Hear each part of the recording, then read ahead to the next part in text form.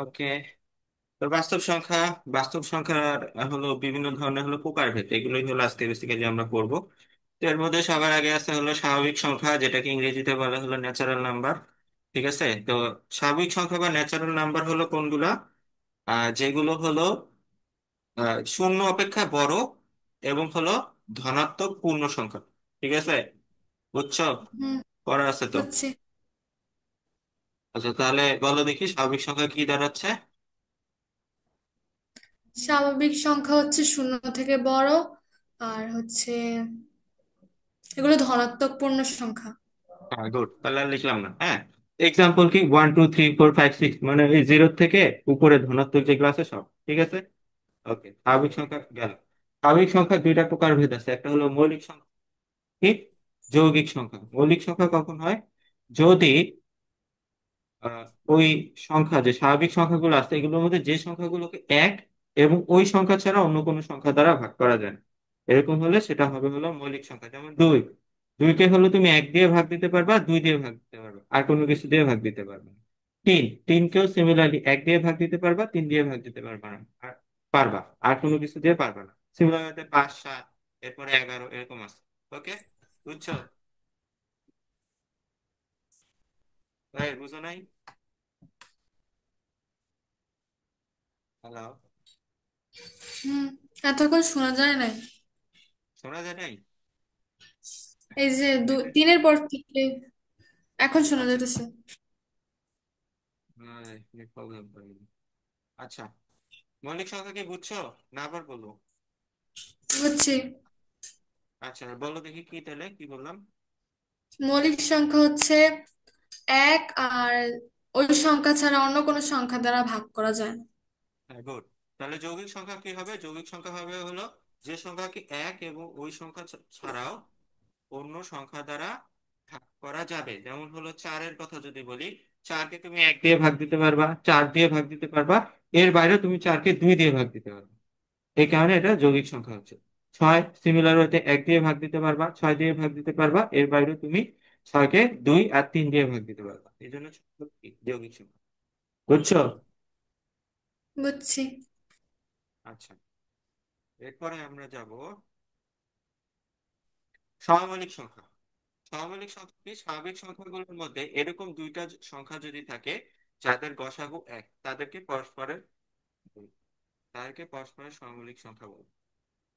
ঠিক আছে। তোমার কথা একটু কেমন ইয়ে হয়ে জানি আসতেছে, মানে একবার একদম স্লো ইয়ে হয়ে যাইতেছে, লো হয়ে যাইতেছে। তাহলে মেবি হেডফোন প্রবলেম করতেছে। আচ্ছা, তাহলে হেডফোন নেক্সট দিনে চেঞ্জ করব। এই হেডফোন দিয়ে তো আচ্ছা। ওই যে আমরা গ্রুপে স্টাডি করতাম। হ্যাঁ। আচ্ছা, হোক, চেঞ্জ করবো এখন, সমস্যা নেই। আচ্ছা, সহমৌলিক সংখ্যা, এটা আমি রেকর্ড করতেছি, তো রেকর্ডটা পরে দেখবো যে সাউন্ডে আসলে কোথায় প্রবলেম হচ্ছে। প্রথম দিকে একটু অ্যাডজাস্ট করতে হবে, আস্তে আস্তে জিনিসগুলো ঠিক হবে। আচ্ছা, সহমৌলিক সংখ্যা কি? কি বললাম যে সহমৌলিক সংখ্যা হলো স্বাভাবিক সংখ্যা। স্বাভাবিক সংখ্যা মানে কি? স্বাভাবিক সংখ্যা মানে হলো যে শূন্য অপেক্ষা বড় ধনাত্মক পূর্ণ সংখ্যাগুলো। এরকম দুটো স্বাভাবিক সংখ্যার গসাগু যদি এক হয়, তাহলে তাদেরকে আমরা বলবো পরস্পর সহমৌলিক সংখ্যা। বুঝছো? হুম। কি? আচ্ছা, যেমন 6 আর 35, ঠিক আছে, এই দুটার গসাগু হলো এক, এই কারণে এরা পরস্পর সহমৌলিক সংখ্যা। খুবই ইজি, গসাগু এক হলেই সহমৌলিক সংখ্যা। ওকে। জি। না বুঝলে বলবা। বুঝছি। হ্যাঁ, না বুঝলে না বললে একটু পরে টেস্ট শুরু হবে, তখন কিন্তু বকা খাওয়া হবে। ঠিক আছে। আচ্ছা, পূর্ণ সংখ্যা বা ইন্টিজার। পূর্ণ সংখ্যা বা ইন্টিজার কোনগুলা? শূন্য সহ সকল ধনাত্মক ও ঋণাত্মক স্বাভাবিক সংখ্যাকে পূর্ণ সংখ্যা বলা হয়। ঠিক আছে। আচ্ছা, তার মানে কি দাঁড়াচ্ছে? আচ্ছা, এটা স্বাভাবিক হবে না, একটু ভুল হয়েছে, এটা হবে হলো অখণ্ড। শূন্য সহ সকল ধনাত্মক ও ঋণাত্মক অখণ্ড সংখ্যাকে হলো পূর্ণ সংখ্যা বলে। ঠিক আছে। যেমন হলো আমাদের -3, -2, -1, এগুলো কি ঋণাত্মক সংখ্যা। জিরো কি? জিরো তো জিরোই। 1 2 3 এগুলো হলো ধনাত্মক সংখ্যা বা হলো স্বাভাবিক সংখ্যা। এই সবগুলোকে আমরা হলো পূর্ণ সংখ্যা বলি। আর সকল ধনাত্মক ও ঋণাত্মক সংখ্যা প্লাস শূন্য, এগুলোকে আমরা পূর্ণ সংখ্যা বলতেছি। বুঝতে পারছো? জি। আচ্ছা, পূর্ণ সংখ্যার মধ্যে স্বাভাবিক সংখ্যা আছে তাই না? বলতো পূর্ণ সংখ্যার কোন পার্টটা স্বাভাবিক সংখ্যা হয়? এই যে এখানে যে সংখ্যাগুলো আছে ধনাত্মক। এর মধ্যে কোন সংখ্যাগুলো স্বাভাবিক সংখ্যা হবে বলো? ধনাত্মক। হ্যাঁ, ধনাত্মক। তাহলে এখানে আমাদের যে সংখ্যাগুলো আছে, -3, -2, -1, 0, 1, 2, 3, এগুলোর মধ্যে কোনগুলো স্বাভাবিক সংখ্যা হয় বলো? শূন্য, এক, না, 1 2 3। 1 2 3 শূন্য হবে না, ঠিক আছে? স্বাভাবিক সংখ্যার মধ্যে শূন্য নাই। ওখানে বলা আছে যে শূন্য অপেক্ষা বড় বড়। অখণ্ড হলো পূর্ণ সংখ্যাগুলো, ঠিক আছে? এখন আসো, ধনাত্মক সংখ্যা মানেও কিন্তু শূন্য অপেক্ষা বড় পূর্ণ সংখ্যাগুলো, তার মানে ধনাত্মক সংখ্যা আর স্বাভাবিক সংখ্যা একই কথা, ঠিক আছে? এটা মাথায় রাখবা। 2 নম্বর বিষয়, কোনো একটা সংখ্যা যদি স্বাভাবিক সংখ্যা হয় অবশ্যই সে পূর্ণ সংখ্যা হবে। কারণ কি? কারণ পূর্ণ সংখ্যার মধ্যে তো স্বাভাবিক সংখ্যা আছে তাই না? বুঝছো কি কি জি। বলছি? ওকে, গুড। নেক্সটে যাই। ভগ্নাংশ সংখ্যা, বলো দেখি, এটা তুমি বলো, যেহেতু তুমি পড়ছো। ভগ্নাংশের সংখ্যা কি হয়? যেমন 2/1। ডেফিনেশন। 2/1? দেবো একটা মাইক। কি পড়াইছে তোমাকে? এই তোমার টিচার কই? বলেছে 2/1 না? 2/1 ভগ্নাংশ সংখ্যা হয়? কাটা। ওয়ান ও আগে আচ্ছা। ভগ্নাংশ 2/1 মানে তো টু। টু কি ভগ্নাংশ? টু তো পূর্ণ সংখ্যা, ঠিক আছে? খালি বাই থাকলেই যে ভগ্নাংশ এমন তো না। আচ্ছা, ভগ্নাংশ সংখ্যার হলো, তুমি আগে ডেফিনেশনটা দেখবা। ডেফিনেশনটা হলো এরকম যে p/q আকারে লেখা যায়, হ্যাঁ? p/q এর মধ্যে p হলো আমাদের কি, লব, আর কিউ কি, হর। আচ্ছা, যেসব সংখ্যাকে p/q আকারে লেখা যায় তাদেরকে ভগ্নাংশ সংখ্যা বলে। অ্যান্সার ভুল। খালি p/q আকারে লিখলেই হবে না। 2/1 এটা কিন্তু p/q আকারে হয়েছে, p হলো 2, q হলো 1। বাট এর মধ্যে সত্য আছে, ঠিক আছে? সত্যগুলো কি? সত্য হলো যে আমাদের q is not equal 0, and q is not equal 1, and q দ্বারা p নিঃশেষে বিভাজ্য নয়। নিঃশেষে বিভাজ্য নয়। তাহলে সত্য কয়টা হইলো? তিনটা সত্য, ঠিক আছে? সত্যগুলো কি বুঝছো? বুঝছি। কেমনে বুঝলাম? আমি তো বুঝেই নেই। হ্যাঁ, একটা হচ্ছে কি, হ্যাঁ বলো, বলো। শূন্য, মানে কি ওর মধ্যে শূন্য থাকা যাবে না। হ্যাঁ, তারপর? তারপরে 1 থাকা যাবে না, নিঃশেষে ভাগ, মানে পি নিঃশেষে বিভাজ্য নয় হ্যাঁ, এর তাহলে মধ্যে। এই যে 2/1 যে লিখলে, এখানে ভুলটা কোথায় হয়েছে? কোন কন্ডিশনটা ফুলফিল হয় নাই বলো দেখি? 1 ভুলেছে। হ্যাঁ, Q1 হয়ে গেছে, ঠিক আছে? Q1 হওয়া যাবে না। আচ্ছা, বাকি কন্ডিশন গুলো আমরা দেখি। হর, হরে তো আমাদের কখনো জিরো থাকবে না, কারণ আমরা জানি যে জিরো দ্বারা কি যায় না, সেটা অসংজ্ঞায়িত হয়। যেমন আমরা যদি 3/0 বলি, এটা কি? এটা অসংজ্ঞায়িত, ঠিক আছে? এই জন্য p/q ফর্মেট যখনই আসবে অবভিয়াসলি কিউ ইকুয়াল কি হবে, নট ইকুয়াল 0 হবে। এটা 1 নাম্বার। 2 নাম্বার হলো যে কিউ যদি 1 হয়ে যায় তাহলে তো আমাদের এটা পূর্ণ সংখ্যা হয়ে যাচ্ছে, ঠিক আছে? এই জন্য কিউ 1ও হতে পারবে না। এরপর আসে কিউ দ্বারা পি নিঃশেষে বিভাজ্য নয়। এটা হলো যে দেখো, আমাদের যদি কিউ দ্বারা পি নিঃশেষে বিভাজ্য হয় তাহলে কি সমস্যা হয়? ধরো যে p 12 আর হলো কিউ হলো 6, ঠিক আছে? তাহলে 12/6 ইকুয়াল কি দাঁড়াচ্ছে? 2। তাহলে পূর্ণ সংখ্যা হয়ে যাচ্ছে, ঠিক আছে? এই কারণে পি, কিউ দ্বারা পি নিঃশেষে বিভাজ্য হতে পারবে না। এই কারণে হলো আমাদের এই তিনটা কন্ডিশন। আশা করি বুঝতে পারছো, বুঝছো? বুঝছি। আচ্ছা, তাহলে আমরা ভগ্নাংশ সংখ্যা যদি ডেফিনেশন দেখি, ডেফিনেশনটা হবে হলো এরকম: যে সকল সংখ্যাকে p/q দ্বারা প্রকাশ করা যায়, p/q আকারে প্রকাশ করা যায় যেখানে Q is not equal 0, Q is not equal 1 এবং কিউ দ্বারা p নিঃশেষে বিভাজ্য নয়, তাদেরকে আমরা ভগ্নাংশ সংখ্যা বলি, ঠিক আছে? এটা হলো ডেফিনেশন। ওকে, বলো দেখি।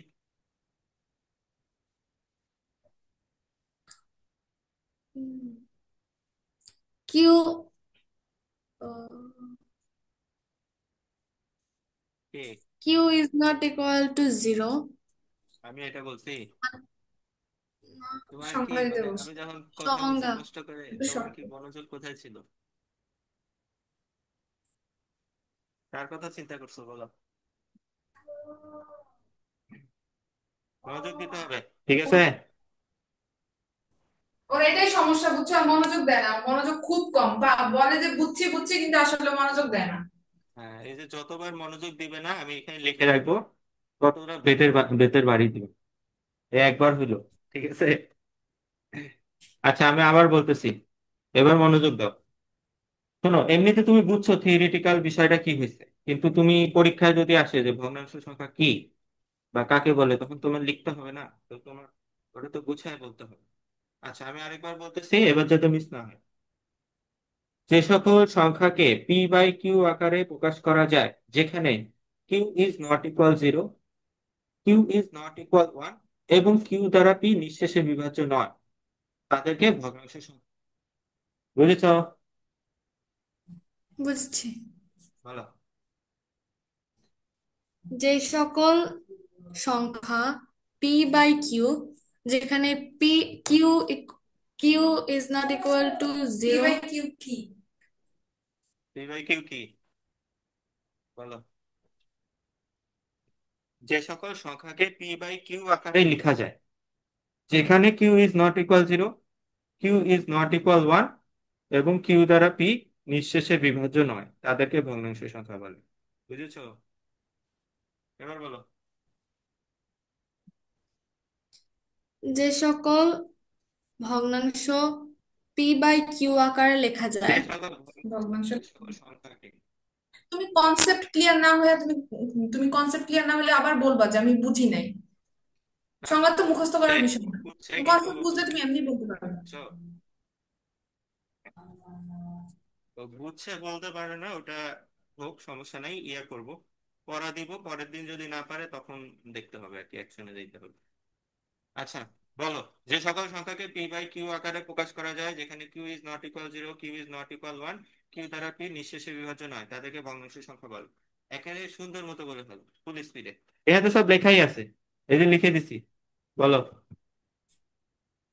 যে সকল সংখ্যাকে পি বাই কিউ আকারে প্রকাশ করা যায়, যেখানে hmm, Q is not equal to zero, Q is not equal to one, Q Q ধারা পি নিঃশেষে বিভাজ্য নয়, এসবকে সংখ্যাকে ভগ্নাংশ সংখ্যা বলে। good, ঠিক আছে। আচ্ছা, এখন একটা টেস্ট হবে যে তুমি ভগ্নাংশ সংখ্যা কত ভালো বুঝলে, এটা আমরা দেখবো, ঠিক আছে? তো তোমাকে কিছু সংখ্যা দিচ্ছি, এগুলোর মধ্যে তুমি বলবা যে কোনটা কোনটা ভগ্নাংশ সংখ্যার মধ্যে পড়ে।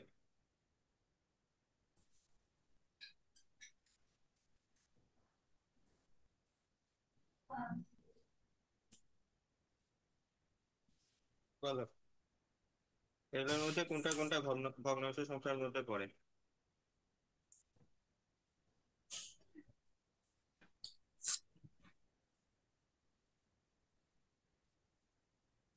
প্রথমে এটা প্রথম বলো। প্রথমটা ভগ্নাংশ আকারে পড়ে, পড়ে, কিভাবে বললো?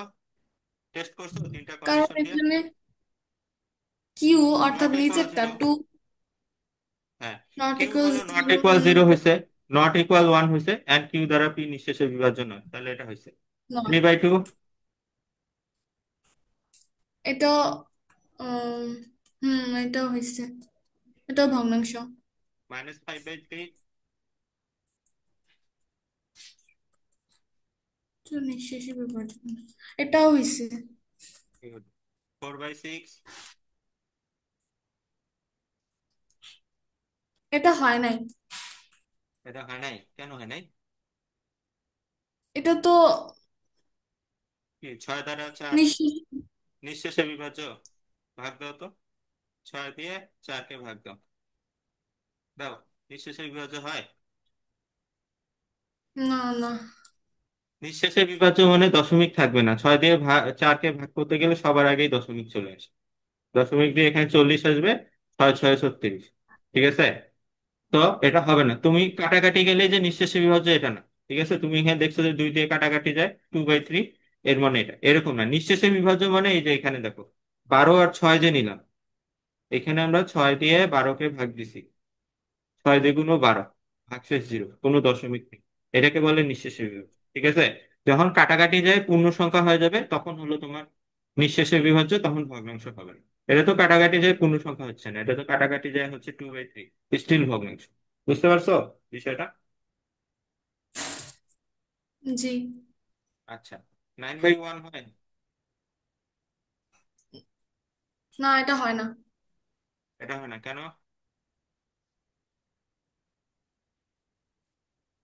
তাড়াতাড়ি বলো, কেন হয় না? শোনা যাইতেছে না। ও আচ্ছা, এখন শোনা যাচ্ছে? জি। কেন হয় না বলো দেখি 9/1? কারণ এটা Q equal to one. Q=1, good. তাহলে এটা হচ্ছে না 6/0? এটাও হচ্ছে না। আচ্ছা, হচ্ছে না কারণ কি? হ্যালো? হ্যালো?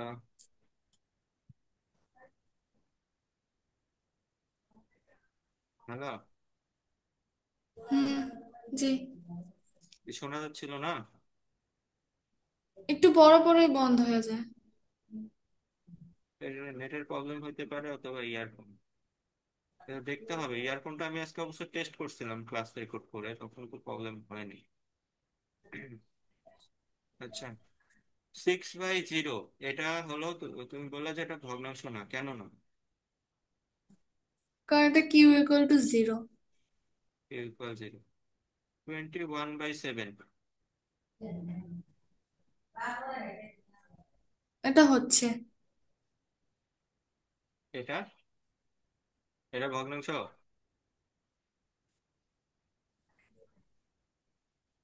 হ্যাঁ, এটা তো ভগ্নাংশই। 21/7 ভগ্নাংশ? তিনটা কন্ডিশন দেখো আগে। 27 এটা। 21/7, 27 না 21, বল। ও আচ্ছা, এটা তাহলে যায়। সরি, যায় না। যায় না কেন মানে যায় না? ভগ্নাংশ হয় না এটা। হ্যাঁ, কেন হয় না? কারণ এটা দিয়ে তো 3 × 7 = 21। হ্যাঁ, 3 × 7 = 21, তার মানে কি? নিঃশেষে ভাগ করা, বিভাজ্য করা নিঃশেষে যায়। ভাগ হচ্ছে 3 × 7 = 21, মানে এটা বেসিক্যালি 3, তাই না? আচ্ছা, জি। 5/25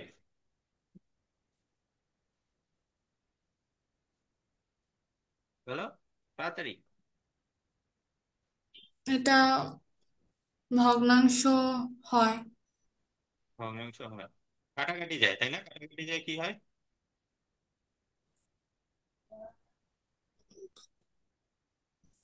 উপরে কি থাকে নিচে কি থাকে বলো?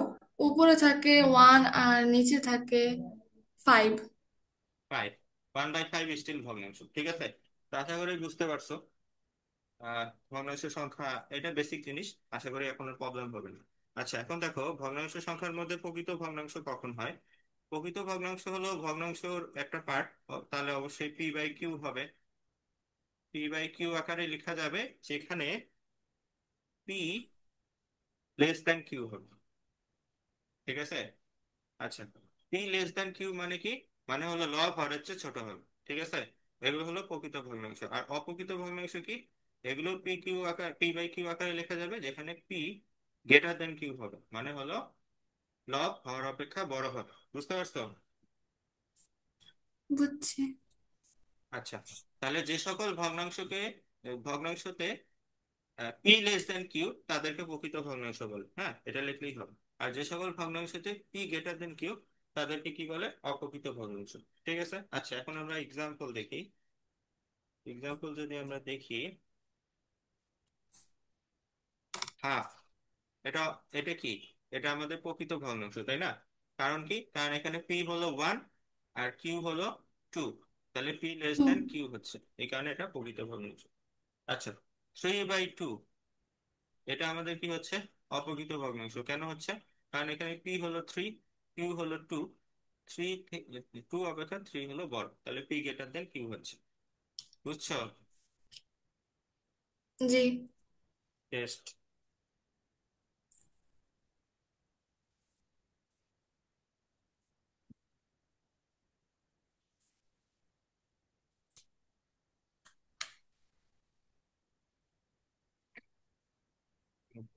রিপিট হয়ে গেছে।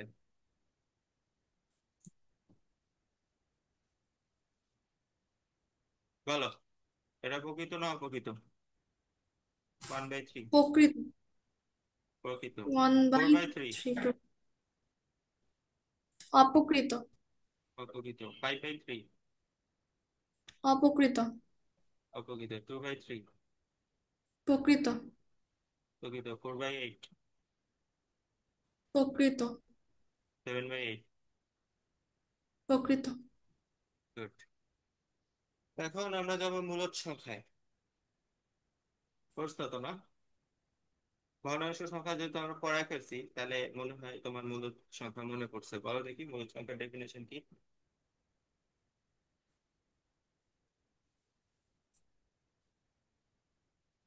হ্যালো? জি। আচ্ছা, মনে নেই। ভগ্নাংশ সংখ্যার মতোই, ঠিক আছে, পি বাই কিউ আকারে লেখা যায়, যেখানে কিউ, পি কিউ হলো পূর্ণ সংখ্যা এবং Q is not equal zero. বুঝেছো? হ্যালো? জি। বুঝছো? বুঝছি। আচ্ছা, পি কিউ আকারে লেখা যায় ভগ্নাংশ সংখ্যার মতোই, কিন্তু এখানে ডিফারেন্সটা কোথাও? এখানে তিনটা কন্ডিশনের মধ্যে একটা ছিল Q is not equal zero, যেটা এখানে, কিন্তু ওখানে সেকেন্ড একটা কন্ডিশন ছিল Q is not equal one, যেটা এখানে ইনক্লুডেড না। এটা মাথায় রাখ।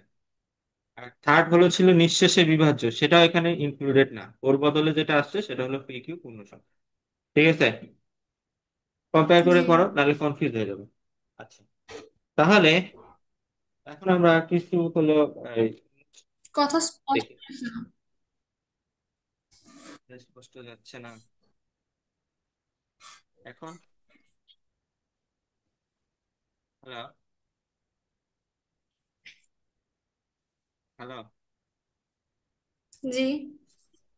আচ্ছা, এখন ঠিক আছে? ঠিক আছে এবার। আচ্ছা, আজকে এভাবে চালাও, আমি মাইক চেঞ্জ করবো। মাইক চেঞ্জ করে করে দেখতে হবে, দুই তিনটা মাইক চেঞ্জ করে যদি দেখি যে ঠিক আছে, নাইলে নেটের প্রবলেম, নেটে কথা বলে দেখবো, তারপরে যদি না হয় তাহলে তো কি করবো আর। ঠিক আছে, তো আজকের দিনটা এইভাবেই জি। চলুক। ঠিক আছে, তবে এই হেডফোনটা আমার খুব ভালো হেডফোন। এটা আমি আগেও অনলাইনে পড়াইছি, এটা ইউজ করি, তখন প্রবলেম হয়নি। তো বেচারা বয়স হয়ে গেছে। আচ্ছা, তাহলে মূলদ সংখ্যার আমাদের হলো ডেফিনেশনটা কি দাঁড়াচ্ছে? পি বাই কিউ আকারে লেখা যায়, যেখানে পি কিউ পূর্ণ সংখ্যা এবং Q is not equal zero. ঠিক আছে, এখন আমরা কিছু এক্সাম্পল দেখি। যেমন 3/1, ঠিক আছে, এটা কি মূলদ সংখ্যা হয়? দেখো তো, টেস্ট করো। First of all P by Q আকারে লেখা গেছে, গুড। পি কিউ পূর্ণ সংখ্যা হইতে হবে, 3 আর 1 দুইটাই পূর্ণ সংখ্যা। হয়েছে? ঠিক আছে। Q is not equal zero, okay, তাহলে এটা মূলদ সংখ্যা হচ্ছে না? হচ্ছে। আচ্ছা, মূলদ সংখ্যা হচ্ছে, কিন্তু ভগ্নাংশ সংখ্যা কি হয়? না। হয় না। তো এটা মাথায় রাখবা যে পূর্ণ সংখ্যা মূলদ সংখ্যার মধ্যে পড়ে। ঠিক আছে, 3/1 মানে তো থ্রি, থ্রি তো পূর্ণ সংখ্যা। পূর্ণ সংখ্যা বা স্বাভাবিক সংখ্যা এগুলো মূলদ সংখ্যার মধ্যে পড়ে। ওকে। আচ্ছা, এরপরে আরেকটা দেখি, 11/2, এটা মূলদ সংখ্যা হয়? টেস্ট করো। এটা হচ্ছে প্রথমে পি কিউ পূর্ণ সংখ্যা হতে হবে। 11 এবং 2 পূর্ণ সংখ্যা। আর Q is not equal to 0 হতে হবে, এখানে 2 আসছে, তাহলে এটা পূর্ণ। এটা হচ্ছে মূলদ সংখ্যা। গুড, মূলদ সংখ্যা হচ্ছে তাইলে, তাই না? ওকে, নেক্সট, 5/3, দেখো। 5/3 এটা পূর্ণ সংখ্যা। আর হুম, কিউ ইকুয়াল টু 3, তাহলে এটা হচ্ছে মূলদ। আচ্ছা, এটা মূলদ সংখ্যা। ওকে, গুড। এখন একটা জিনিস মাথায় রাখবা, যে এইখানে আমাদের হলো পি আর কিউ কি বলছে? পূর্ণ সংখ্যা, হ্যাঁ। তাহলে আমাদের যদি পি আর কিউ এর মধ্যে একটা এমন হয় যে কোনো একটা সংখ্যার রুট আছে, কিন্তু ওই সংখ্যাটা হলো তোমার ইয়া না, ওই পূর্ণবর্গ না, হ্যাঁ, সেই ক্ষেত্রে হলো কিন্তু সেটা পূর্ণ সংখ্যা হবে না। আর আমি কি বলছি বুঝছো? আহ, পূর্ণবর্গ সংখ্যা মানে তো বুঝো, নয় কি পূর্ণবর্গ নাকি পূর্ণবর্গ না, বলো দেখি।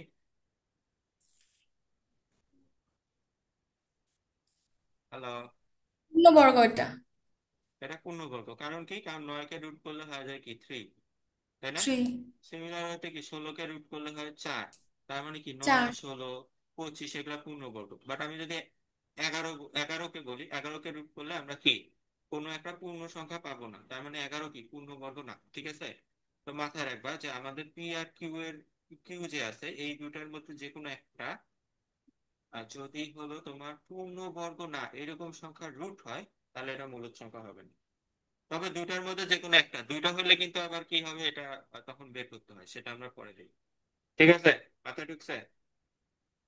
জি। কিন্তু যদি পূর্ণবর্গ সংখ্যার রুট হয় তাহলে আবার মূলদ হবে, কারণ পূর্ণবর্গ সংখ্যার রুটটা বেসিক্যালি পূর্ণ দেয়, ওই পূর্ণ সংখ্যা দেয়, ঠিক আছে? কিন্তু পূর্ণবর্গ সংখ্যা যদি না হয়, দেয় না, একটা দশমিক দেয়, ঠিক আছে? হুম। আচ্ছা, এখন হলো টেস্ট শুরু করো।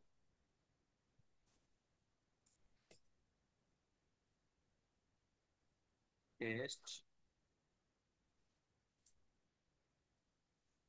9/8, 18/9, 7/1, √16/4, √18/3। হ্যাঁ বলো, প্রথমটা 9/8 মূলদ সংখ্যা হয়? হয়, দুটোই পূর্ণ হয়। সংখ্যা। আর কিউ ইকুয়াল টু 8। q = 8 মানে নট ইকুয়াল 0 হচ্ছে, হ্যাঁ তাহলে হয়। আচ্ছা, 18/9, এটাও হয়। এটাও হয়। ওকে। 7/1, এটাও হয়। √16/4, এটাও হয়, এটাও হয়। কেন হয়? এখানে রুট আছে, বাট কারণ এখানে পূর্ণ 16 কে রুট পূর্ণবঙ্গ। করলে হলো আমাদের 4 হচ্ছে, পূর্ণ সংখ্যাই হচ্ছে, তাই না? এই কারণে হবে। আচ্ছা, 18, √18/3, না, এটা তো হয় না, এটা হয় না, কেন হয় না? কারণ কারণ এইটি পুরো হ্যাঁ, পূর্ণবর্গ 18, সংখ্যা না। 18 পূর্ণবর্গ সংখ্যা না, এটা রুট করলে তুমি পূর্ণ সংখ্যা পাবে না। তো পূর্ণ সংখ্যা না পেলে কি পূর্ণ সংখ্যা হচ্ছে না, এই কারণে মূলদ সংখ্যা হবে না। ওকে, গুড, বুঝছো? এরপরে আমরা অমূলদ সংখ্যায় যাই। অমূলদ সংখ্যা কি? এটাও হলো আমাদের p/q আকারে প্রকাশ করা হলো আমাদের যায়, যায় না, হ্যাঁ। এটা p/q আকারে হলো মূলদ সংখ্যাকে প্রকাশ করা যায়, কিন্তু হলো অমূলদ সংখ্যাকে p/q আকারে প্রকাশ করা যায় না। যায় না। এরপরে হলো কন্ডিশন গুলো আগের মতো, যদি প্রকাশ না করা যায় তাহলে তো এইসব কন্ডিশন বলে আর লাভ নেই, তারপরে এগুলো বলা হয় সংখ্যাটাকে জাস্ট সুন্দর করার জন্য, যেখানে পি কিউ পূর্ণ সংখ্যা এবং কিউ ইজ নট ইকুয়াল 0। তাহলে অমূলদ সংখ্যার হলো ডেফিনেশনটা কি দাঁড়াচ্ছে, যে সকল সংখ্যাকে p/q আকারে প্রকাশ